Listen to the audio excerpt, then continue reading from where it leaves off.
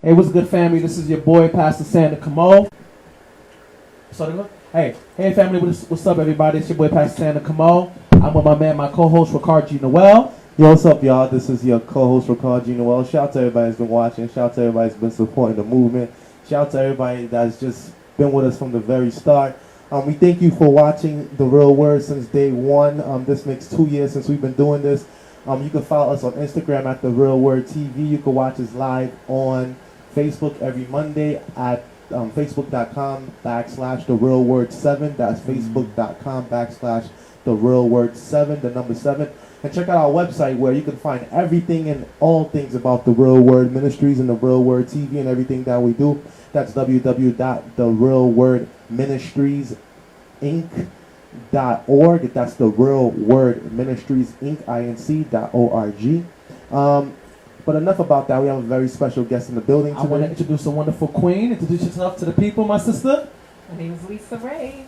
Okay. Lisa Ray. She's the real Lisa Ray, like she told me, the real Lisa Ray. So, That's true. tell people who's Lisa Ray and what you're about. Okay, so Lisa Ray. I'm from Queens. Light skin, I live in Queens, so I love eating chicken and collard greens. Shout out to Queens. Okay, so I was born and raised in Queens, although I lived in Spanish Harlem for a bit and also the Bronx. But Queens is really, my home base. And I'm the youngest of 4. And I promoted comedy for a number of years back in the day at a place called Manhattan Proper, which eventually turned to The Proper. That's what everybody knew it as. So are you a comic? Like, do you tell jokes and stuff? I mean,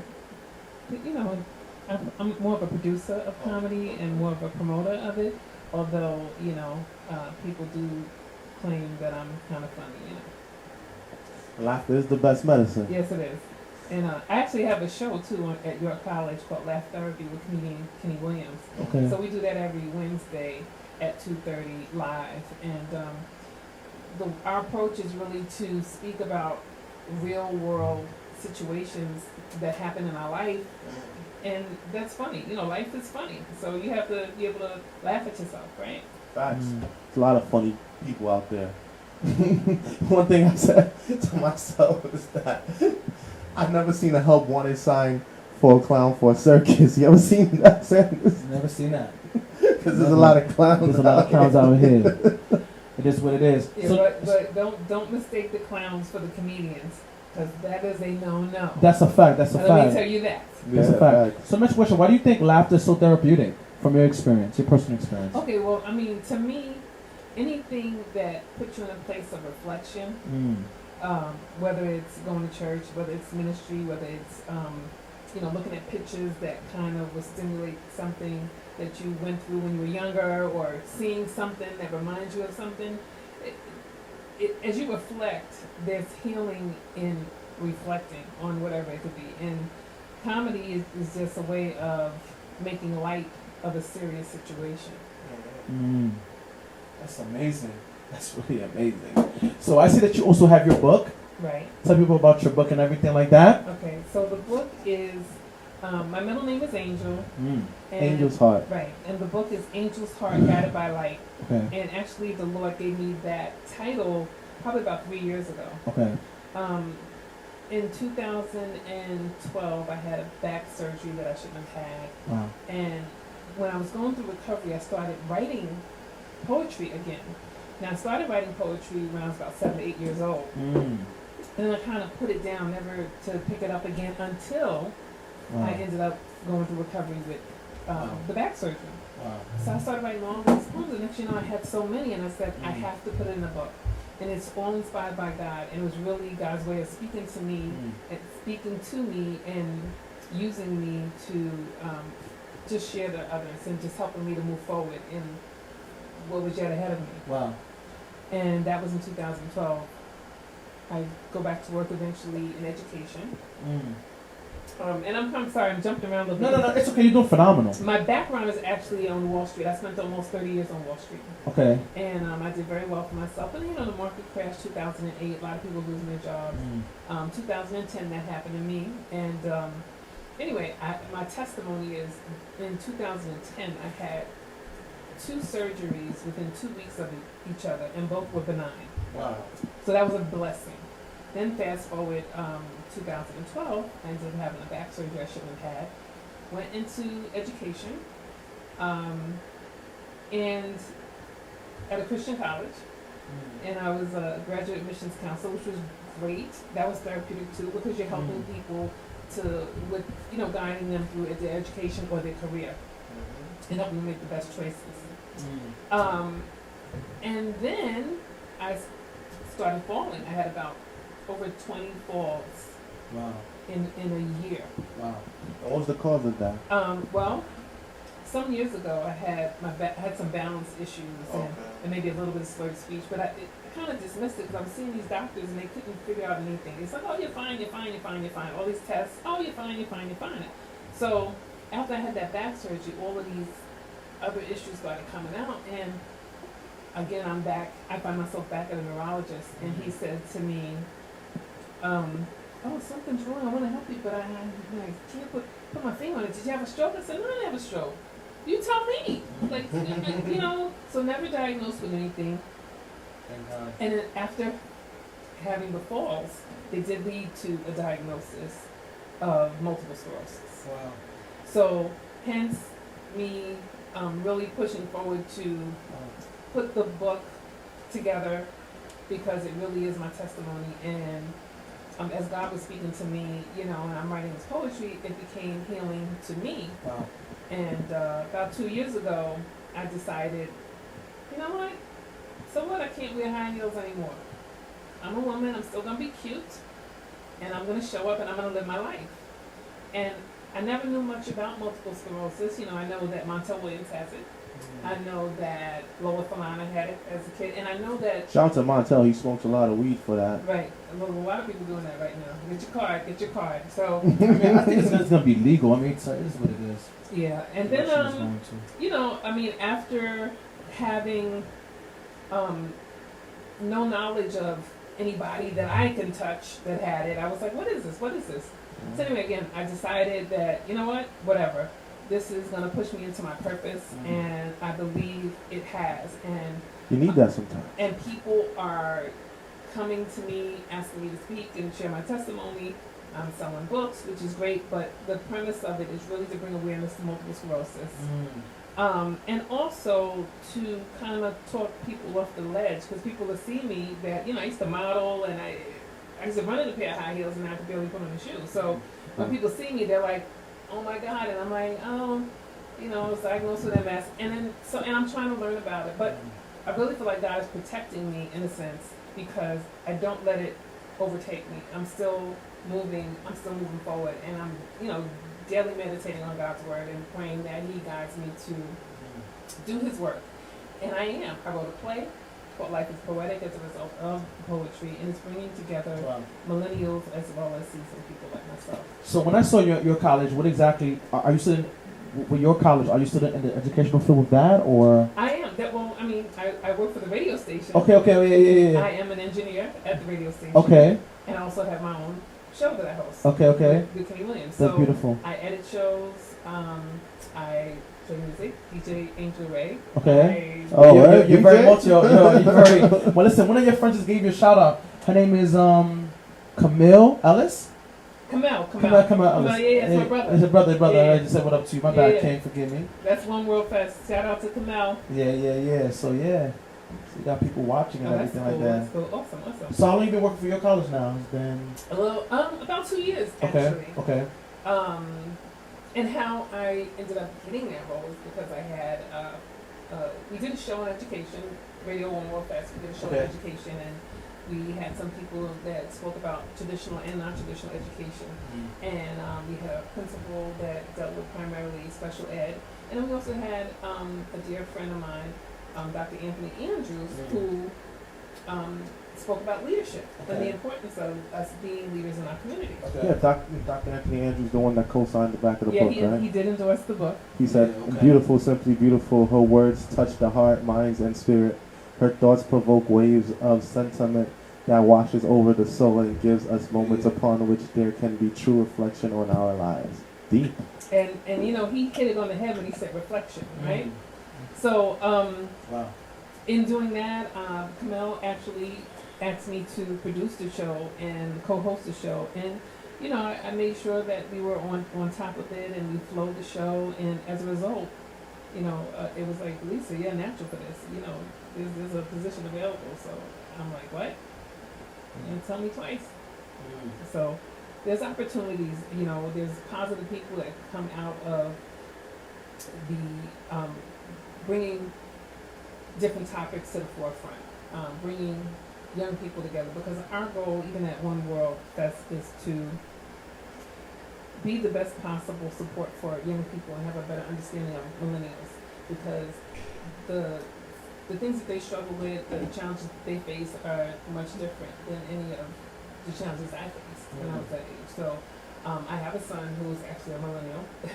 He's 22, and I think staying connected to him helps me to stay connected to young people and what their needs are, and you know, we need to learn from them and we need to be there to support them.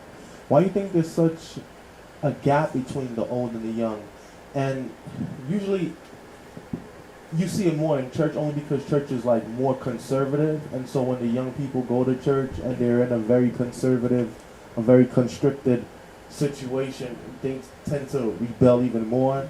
And the old folks want to do the old time religion and the new folks want to do the new time religion, and sometimes it's hard to coexist.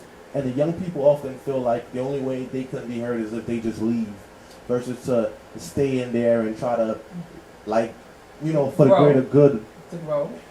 Yeah, more or less. Or just, I guess, okay, I'm going to use myself as an example, right? Okay. Growing up in the church, I've been in the same church for, I think, over 26 years, going on 27, right? So that church in particular is very conservative. You know, it's a Seventh-day Adventist Haitian church. You know, you bring in the element of old-time Haitians. You know, they're very stubborn, very hard-headed, very egotistic. They think they know everything, and you know, that's cultural. And then you mix in the religion, the Seventh-day Adventist, which is very constricted, very old-time religion, very strict, very old, like not really modern or progressive. I would say like the other religions have become over the years. Example, I would say maybe the New Baptists. You know how they clap and they sing and they dance in churches. My church, they don't really like that, dancing and clapping in church like that. But I, for example, I used to look at the elders and all the people in the church, and I was like, these people are so out of touch with what's really going on in the real world. Like, they just stuck on what's in front of them, and they're more concentrated on their titles versus to what's actually going on in the world, which they barely even speak about on the pulpit. And well, that can be true. I agree with that to a certain degree. Okay. And that's why we have free will to go to our choice of temple to worship. Yeah. And you have to find what works for you. Now, I think when you say, you know, like old time people, you know, we all have to have a foundation. It has to come from somewhere. Of course. And so in having that foundation, one of the things that my bishop would always say, you know, you wherever you go, when you're getting the word, you know, receive, get the meat and spit out the bones. You have to, first of all, be in a place where you're willing and open to hear the voice of God. Of course. Okay? And as far as clapping and dancing before the Lord, some people are very reserved, some people are very open, some people are jumping and shouting. And see, like, you know, I go to Bethel Gospel Tabernacle, it's a Pentecostal church. I speak in tongues, I have the gift of tongues, let me say that. We are taught to openly worship the Lord, to openly seek Him. Right. You know, it's not about, you know, we have to do it this particular way. Everything has to be done in decency and in order. However, I'm going to go back to my church. We have a senior pastor who is young. And, you know, it's very important that we hear. There's a transition that happens over the years in churches. Because you're not going to have the same leader in place for 100 years. No, you're not. There's going to be legacies of leaders. There's going to be new leaders. There's going to be things that are going on in society that we need to have an understanding. In order for us to really reach the young people, we have to have an understanding, again, to what their challenges are. Of course. So my church, come as you are.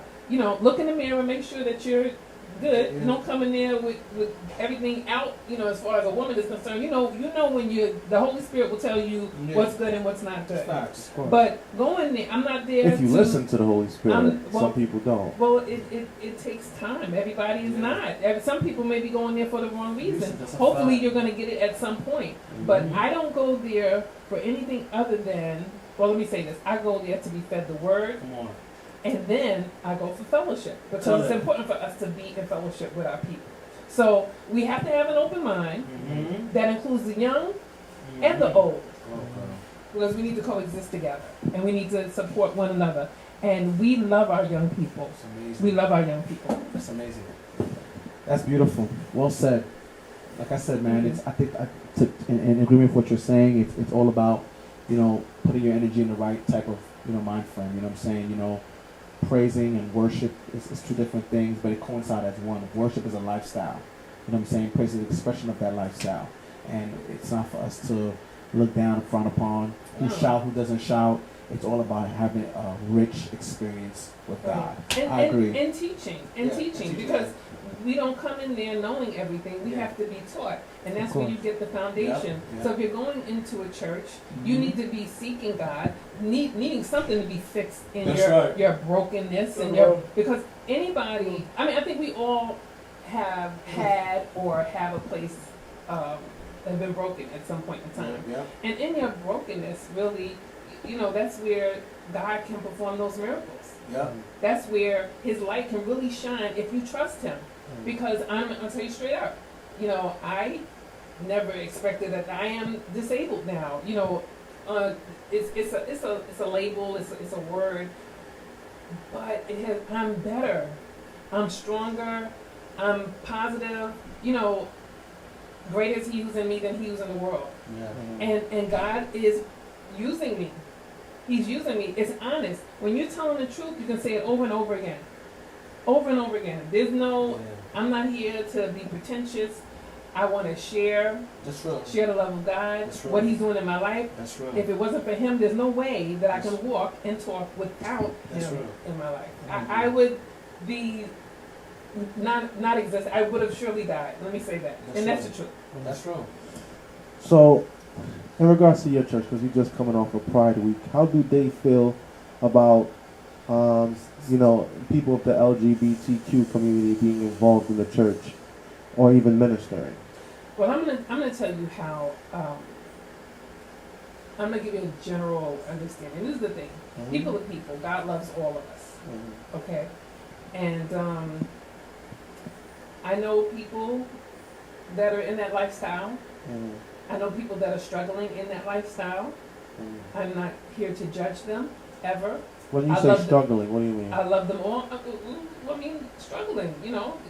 They know that God's word says a man should be with a woman and a woman should be with a man. Mhm. So some of them are, especially if you're raised in a church, they're struggling with the fact that I'm having these feelings or I'm having, this. I can't really relate to it because I'm not that. I don't have those experiences. However, when I greet people, I don't greet them based on their sexual preference. I don't say, oh, well, you're a woman and you like women, so I'm not gonna talk to you. I'm not, I don't do that. I don't get Yeah. involved in that. I embrace people. I speak with them. I'm not going to allow anyone to push their views on me because I know what I believe, and I stand on that. But there's no hate in my heart towards anybody, ever. And I really think that, there's always like a separation. We want to keep this separate, and we want to have a separate prom, and we want to, and I'm like, I don't agree with that. And I think there are some people that really experience some hurt and pain, and a lot of times, that comes from a place of brokenness. So you end up looking to things. It could be drugs, it could be alcohol, it could be whatever. Yeah. It could be another person. It could be you idolizing somebody because they're paying you some attention. And, that's against God's word. There'll be no idols before me. I wanted to ask you this. Going back to your book, do you want to read a couple of excerpts? I can certainly recite a poem. All right, let's get it. Come on. If you like. Come on, Michael. So this one is this is called Facing Resistance, and this is basically something that I wrote some years ago. And it's about young people. So you know, let me know what you think about it. Go ahead. Facing resistance. Facing resistance after praying for your life, and you're pushing back, cuts like a knife. Because you're learning and growing, you may not see that I am equipped with wisdom and love inside of me. No one knows the challenges that you will face, but I'll tell you a secret. I've been in that place, thinking I knew better than what my mom shared with me. But now I appreciate her, and I finally see all the love and sacrifice she made for my life. And now I'm on the right path, living for Christ. So you and I are not perfect, but one thing's for sure. I tell you the hard truth, because for you I want more. I belong to him, and so do you. And I trust in his promises. That's what I do. So I'll face resistance day after day, but I'll face it with love and on my knees as I pray. Wow. Facing resistance. That was beautiful. What was the inspiration for that poem? Beautiful. Well, it's my son. When my son was 16 years old, a teenager, you know, if I said black, he said white. If I said up, he said down. And I was like, oh my Growing God, I'm pains. just trying to get through. You're not hearing me. And so anyway, it was one particular night we were coming in, and I just sat in my chair, and I felt like I couldn't really get through to him. And as a result, I wrote that poem. And it was, again, like the Holy Spirit was speaking to me, and he gave me those words to help to comfort me and to, you know, bring some sort of understanding. And so. That's real. That's powerful. Do you want to read another one? I have another one. Yeah, it's good. So this one is I'm this inspired. one is One World Fest Global. Okay. Let's see. I haven't done this in a while, but I'll do it. Okay. Okay. My complexion shouldn't matter, nor the language that I speak. And you shouldn't judge me on my ethnicity. You see, I was created to be unique. Outside beauty reflected on the inside of me. Full of love and passion to be the best that I can be. I appreciate you, so why not appreciate me? We are all one world, a part of the human race. Wherever you go, whatever you do, there will be things you don't want to face. One world, no hate, limitless in love. One world, embracing our sons and daughters. Resist useless chatter. One world of peace, because all lives do matter. Yes. So let's use wisdom and knowledge and understanding too. Because one world represents me, and one world represents you. We are all one world. That's amazing. In regards to we all being one world, I realize that you understand love in the world around you more when you travel, because growing up in the United States at times, in America, your view of the world is sometimes jaded. Recently I visited St. Lucia, and at one point I didn't really think St. Lucia was mainly black people, but it is mainly black people. They were colonized by the French and the English a few times. There were several wars, I believe at least 12 wars between the French and the English. Like the French would take it, the English would take it back, the French would take it, the English would take it back, and so on and so forth. They're independent now, and their main source of revenue, like a lot of Caribbean countries, is tourism. Absolutely. Ironically, the people that mostly could afford to go there for tourism are white people, Caucasian people. And being on vacation, you know, it is a good feeling to have people on your beck and call, you know, people there servicing you and giving you food and bringing you food and cleaning your room, and they're, like, you know, giving you that all-inclusive treatment. But at the same time, when you see mostly people of color giving that to people of another ethnicity, and then me speaking with the people actually there that works there, and they said that, you know, there's people that come here from all over, mostly people from the UK, Canada, Europe, and the US. And they said, like, it is true. Like, some people are blatantly racist, and then some people are cool, like the coolest people that you'll ever meet. And I experienced the same thing. Being, my wife and I was like maybe out of the 4 African American couples there. Mm-hmm. You know, it was like that. You know, out of Mm-hmm. hundreds of people that was there at the resort, and they was looking at me like, "What do you do? Like, how did you get here?" And some people were cool, some people were not, and I feel like that's exactly how the world is. You know, you can't expect everything from everybody. Some people are cool, some people are not. Mm-hmm. But I think to lie to yourself and say there's no racism anymore in No. 2019, I think There is racism. I think That's I blatant. think There's I think that's race- ridiculous. There is racism, and it's showing. They're showing it. We're seeing it more, especially with the social media. Seeing it more Trump. Yeah, that too. But you know, let me tell you something. Somebody who I like, and I, you know, some people may think he's very controversial. I like D.L. Hughley. I like Dan Hughley too. Yeah, I like D.L. Hughley, he tells it like it is. Of I course. like the fact that he's a professional in what he does. Yeah. And then he turns around and he's really giving back to the community by sharing this information Yeah. with people. And really, I love his spirit, and I know a lot of people who don't care for him because he's like right out with it. There are some things that, of course, we don't agree. You know, I'm a Christian. I don't know what his belief is, but whatever, that's your business.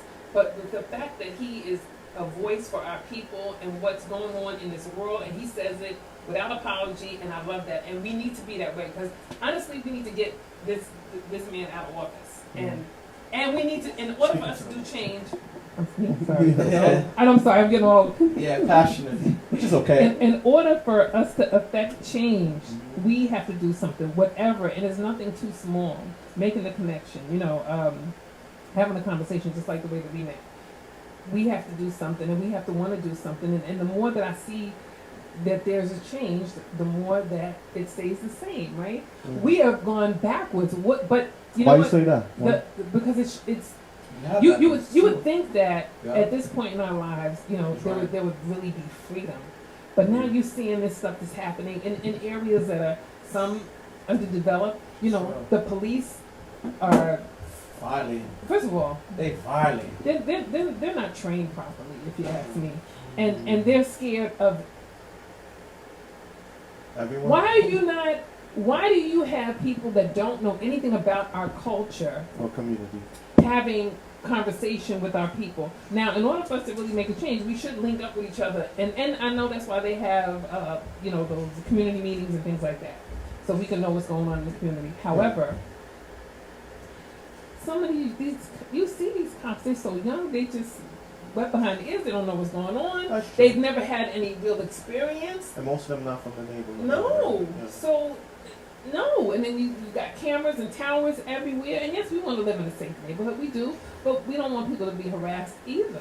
We need the resources. We need you to say, okay, you don't want drugs in this community. Well, then where are the jobs? And then you need to be training us and making sure that you're putting us in these jobs. You're complaining, but people have to survive. And people are in survival mode. Yeah, of course.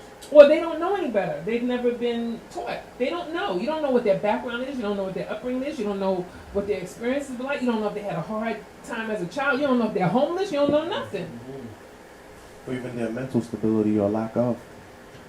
And I think that's where, I think it's all systematic, meaning that majority of black men unfortunately have criminal records, which prevents them from being law enforcement, and then the stigma attached to being law enforcement. You know, if you are black and you're in law enforcement, you're automatically labeled a snitch or a sellout. And most black people, they don't want to deal with that, so they're like, all right, I'm not going to deal with that. So instead you get like Caucasian guys from Long Island or from wherever, and they choose to be police, because they do the 20-25 and they're out, where they do the 20-25 years as a cop, and then they retire, they get the full pension, they move to Florida, do private security, and they live their lives. But how do you feel about the situation that's been happening recently with cops committing suicide? That I'm not too sure about. I mean, some people say that because of the guilty. The guilt. Yeah. I mean, you don't know. I don't know. I mean, I'm just saying. I mean, we don't know. We don't know. Yeah. And as far as, I'm going to say this, there are good people still in the world, and there are good cops out there. Yeah, they are. They're good firemen. They're good people in public office, but there's a lot of crooked people. There's a lot of evil people. Listen, Satan is running rampant. Facts. He is, and at the end of the day, we need to be ready, and you know you need to be on the right side. That's all I can say. You know you need to check your heart, check your spirit, and you need to be ready, because I have to tell you again, if I did not have a relationship with the Lord, Come on now. I don't know. I surely would have been dead, because He keeps me and He provides for me, and that's the truth. So, where's your faith? Where's your faith? Mm. You're accountable for yourself, and you have to make a change or be the person that's going to do something effectively positive. So who's watching you? So if somebody's watching you, you know, what kind of message are they getting from your life? And that's where I'm at. I wanted to ask, who are your 3 favorite poets? Poets? Yeah. Me, myself, and I? No. You know what? I would say, why is her name escaping me now? Is it Nikki Giovanni? No. Maya Angelou? Maya Angelou. She's phenomenal. Maya Angelou. And let me tell you what, you know, I know she's, Still our eyes. and the way that she wrote it, her poetry told stories. Yeah, you can feel the pain. So, yeah, and where it came from. And that's where it's a deep pulling out of things that you've experienced in your life. So I would definitely say Maya Angelou. And honestly, she's the one that has influenced me.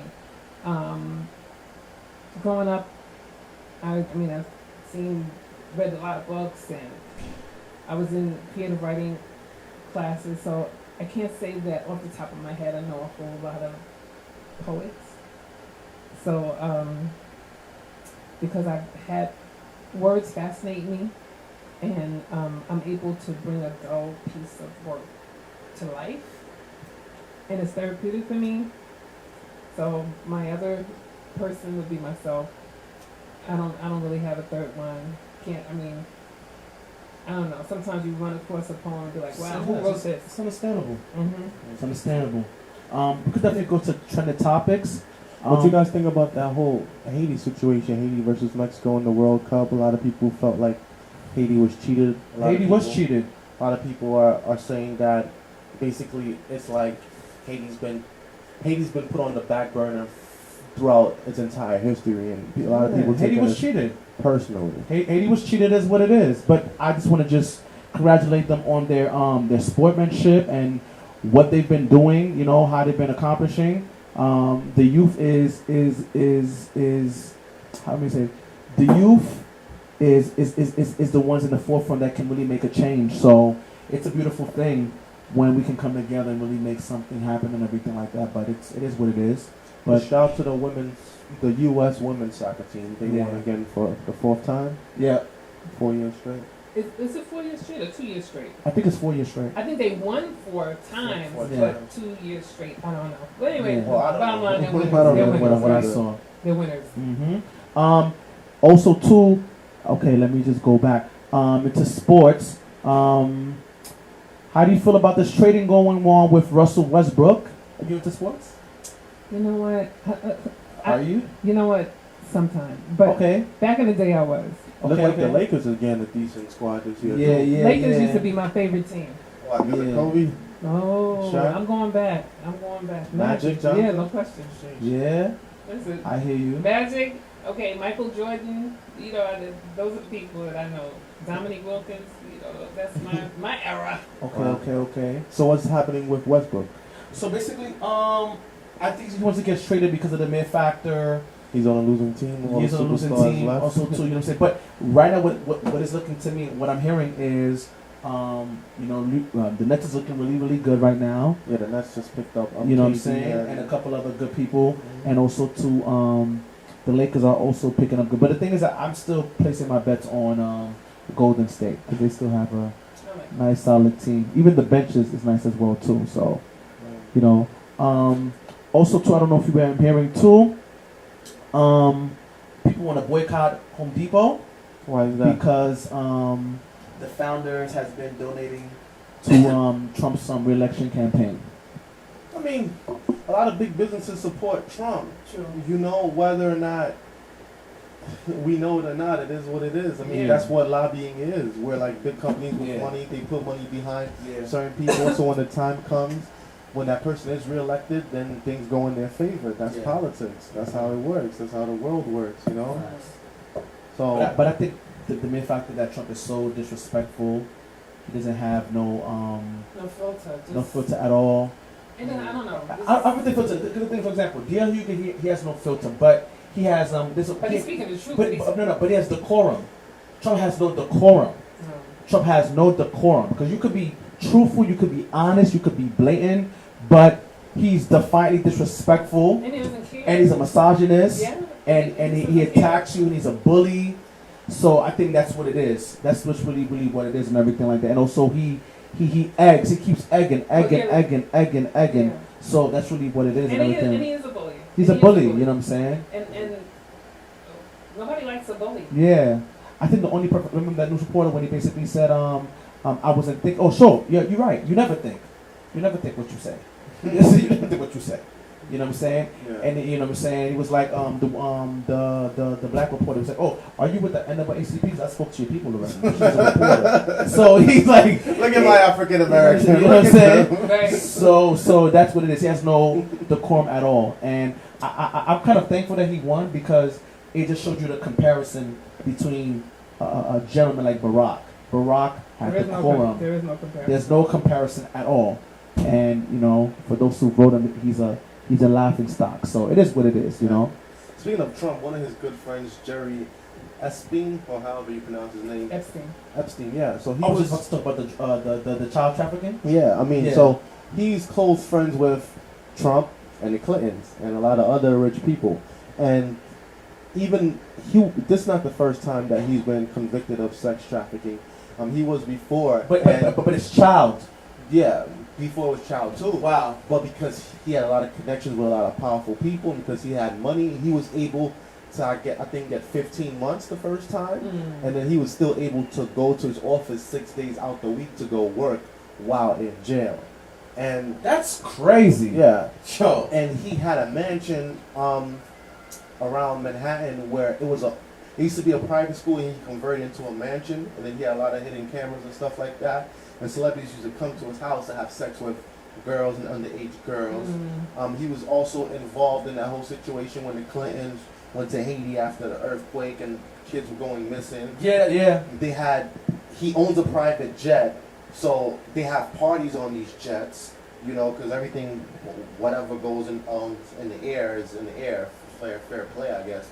So these other millionaires and billionaires goes on his planes. He provides the girls or boys, whatever it is that That's you into, crazy. and you have a good time, I guess.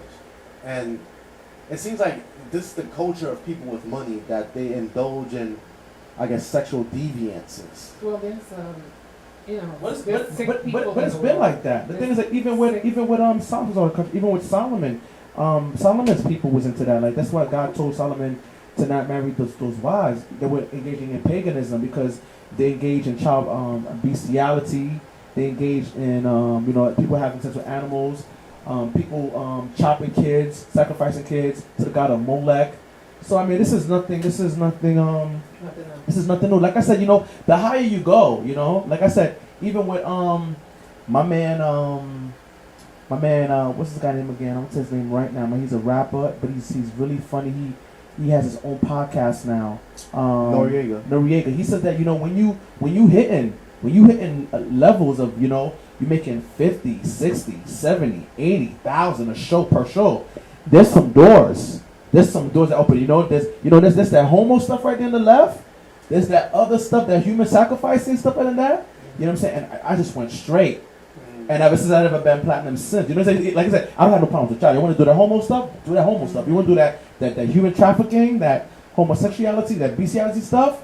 You do your thing. I don't got no problems with y'all. You know what I'm saying? But me, I went straight. And he said I've never been platinum ever since. And they've been contacting us, right? And they talking about, you got to get a certain kid, you got to sacrifice a goat or something, and get a certain kind of oil. Yeah, they send the whole checklist on what we got to do to join.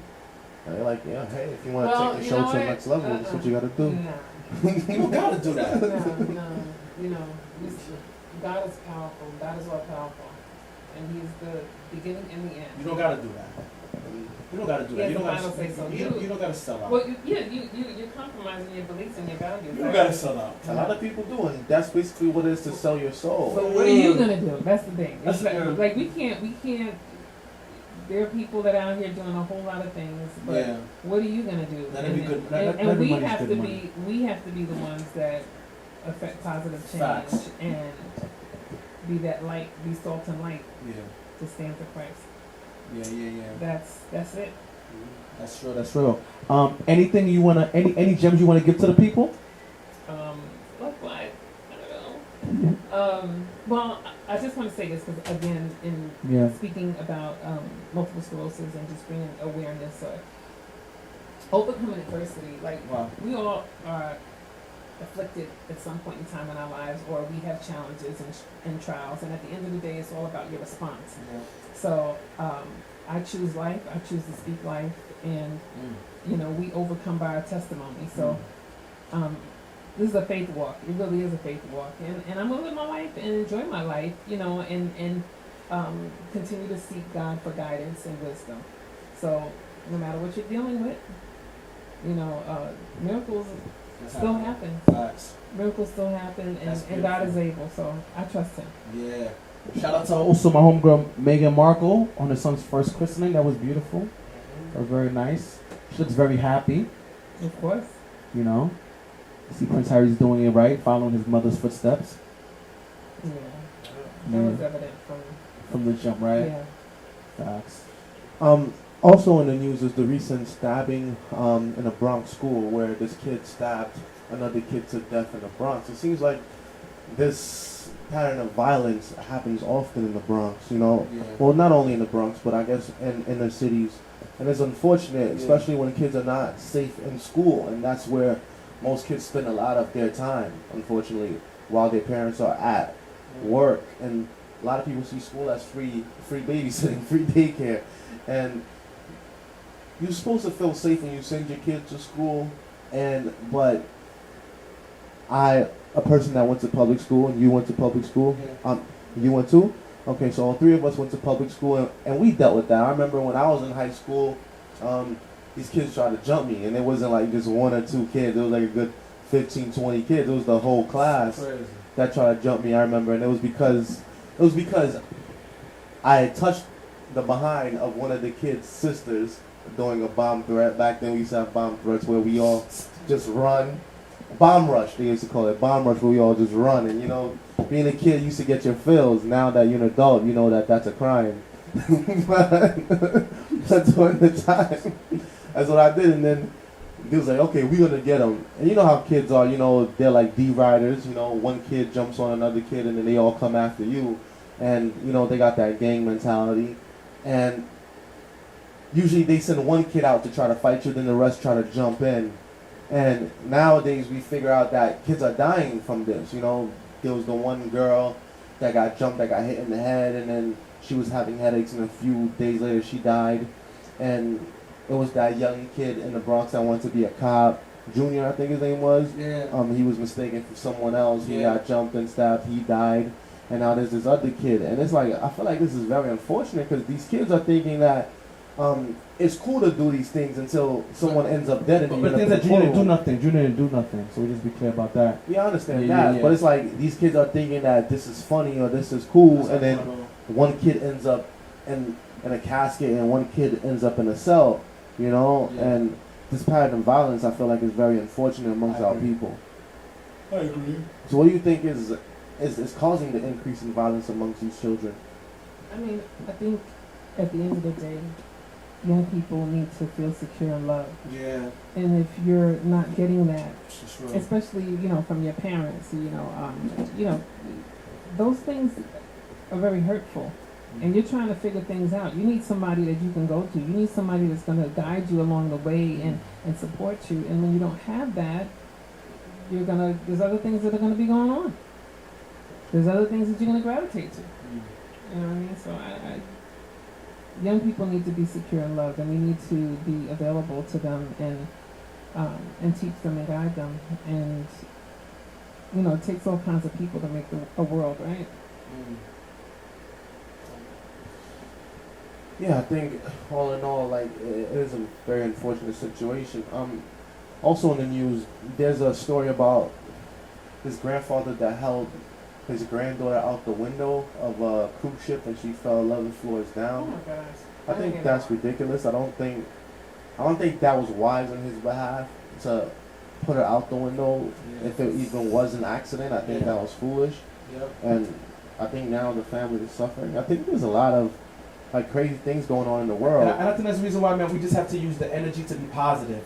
You know, the same way somebody can do something crazy like that, I just feel like we just need to use our energies on something positive. And that's why we have come together with my sister. One thing I appreciate about you is that, you know, I came to you, I said, you know, I gave you an idea.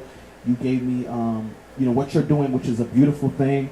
And, you know, we're just promoting what we're doing and everything like that. And we can see what we can do to help each other reach our goals. So I think we just need to promote a lot of positivity instead of negativity. You know what I'm saying? That's what it's about.